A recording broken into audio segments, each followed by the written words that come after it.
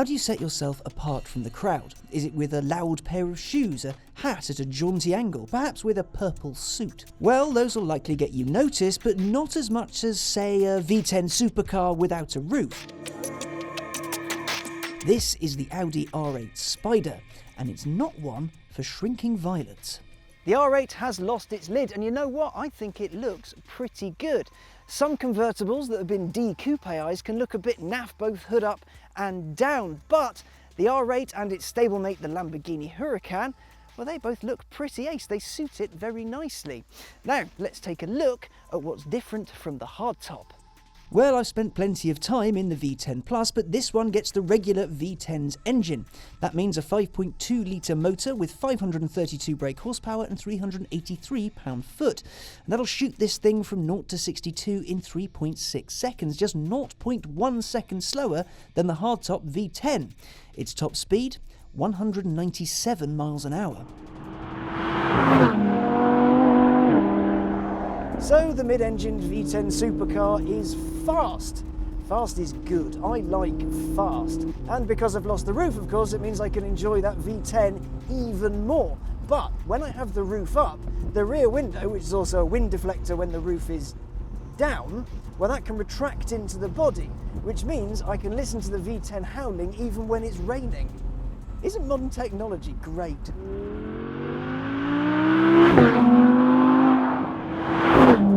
Because this is a noisy car with no roof and a rather distinctive look compared to everything else on the road, well, you're going to have a few people staring at you. It's hard not to, huh? Buying a convertible is all about style. If you're going to buy one of these, you need to be 100% prepared to have a lot of people's attention directed right at you. Now, personally, I'm a coupe guy, but that's just personal preference. But with all these things, this convertible, it's all about the package of driver and car. Basically, if you're going to buy one of these, you have to be ready for people to say, "Ooh, hark at thee." Yeah, you can put the roof up, something you can do at up to 31 miles an hour, and it takes just 20 seconds to do. But if you're going to spend all your time with the soft top in view, why bother buying the convertible? The Spyder is quite a bit, heavier than the coupe, but Audi says it's 50% stiffer than the old R8 Spyder, and that was, well, hardly a floppy car. If anything, this base V10, until the inevitable V10 Plus comes out, it's pretty hardcore. It's more focused than the old R8, a bit harder. Despite its extra hardness, the new Spyder is a whole 10% better than the old car. That means it'll manage 24.1 mpg if you don't like the sound of a wailing V10. And if you don't, then, well, you're not really in the right place, are you? So that's the preamble over with. What's she like to drive? It's a very changeable car. I drove up here on the motorway and had everything in comfort mode, the roof up, my music playing, and it was just delightful. It was like a normal car. It was a little bit more bumpy than you'd expect, but other than that, it was quiet and actually quite relaxing. But it's until you press this little flag button here, it puts it into, well, performance mode. Now, this is performance dry, which means I've got restricted stability and I can only manually shift.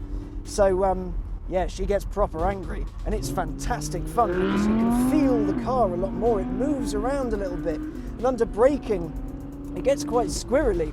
The brakes are proper carbon jobs, which means it stops really quickly. Those are optional though. It comes with Steelies as standard. The overwhelming impression you get from this thing though is just how fast it is. With this V10, you can get up to some serious speed, seriously quickly, and you know what? Whew, it feels remarkably composed at, how do we say, motorway speeds. It's just how it forces you forward. It's this non-stop wave of power. And the Speedo, a digital one in front of you, just the numbers keep piling up and up and up and up and up. And the rev counter, the needle just flies round and flies round. And in performance mode, you get a little green bit at the end that turns into yellow and then red when you simply must change up a gear.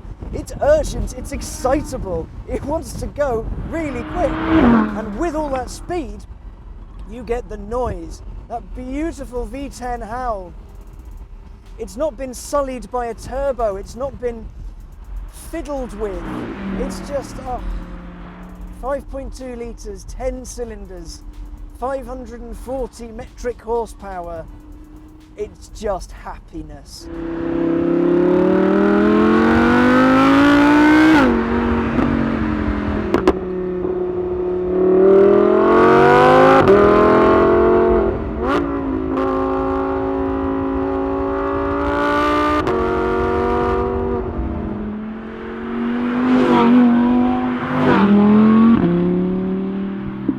Sounds like a saw, and just how much grip it's got. Of course it is fully quattroed up, which means you can go round bends at silly speeds with very little movement in the car. I mean, when you're properly hammering it, you do feel it move around a little bit, but the yaw rate of the car, it's properly sorted out. There's no manual option in the new R8. You can't have one because probably no one would buy them, but the good thing is the 7-speed dual clutch is so good.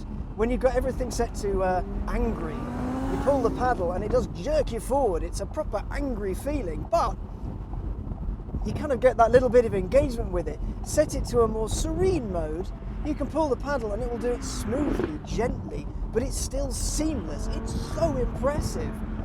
But I do like that feeling when you're properly on it. Pull the paddle, up a gear, bang, up a gear, bang. Whole car just lunges you forward a little bit. Audi's been quite smart with the economy side of things, because yeah, it's got a big 5.2 litre V10, but it's got cylinder shut off.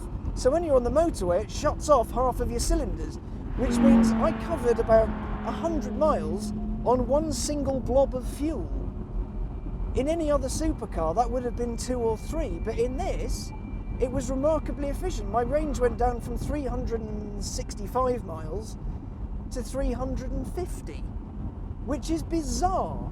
I mean, of course, now I've been hammering round here. We've used quite a lot of fuel and my range is about 150, but that's because it was born for places like here, for beautiful scenery, with corners to carve up so you can hear the noise bouncing around the environment. You can feel the car working with you. You can just bloody enjoy it.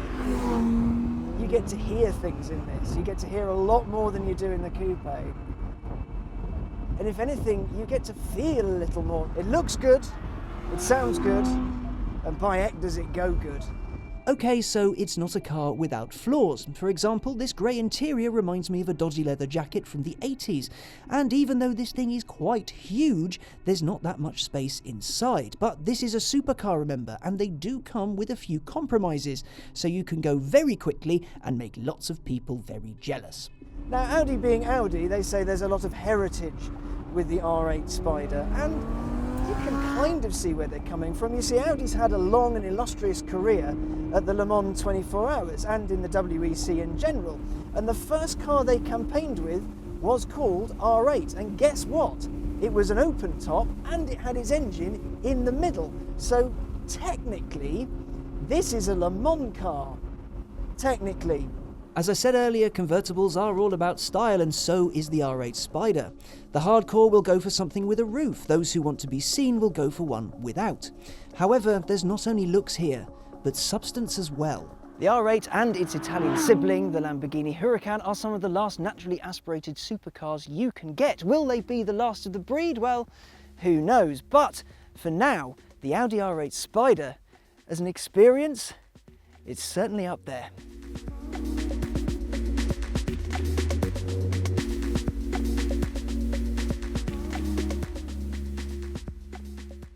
Now you've seen that, how about checking out the next Carfection video before it goes live here on YouTube? You can do that by clicking here. That'll take you through to carfection.com, where we say goodbye to the legendary Rolls-Royce Phantom. There's luxury and hyperbole and all the good stuff. As ever, thank you so much for watching. Don't forget to like this video and subscribe to the channel, which you can do by clicking here.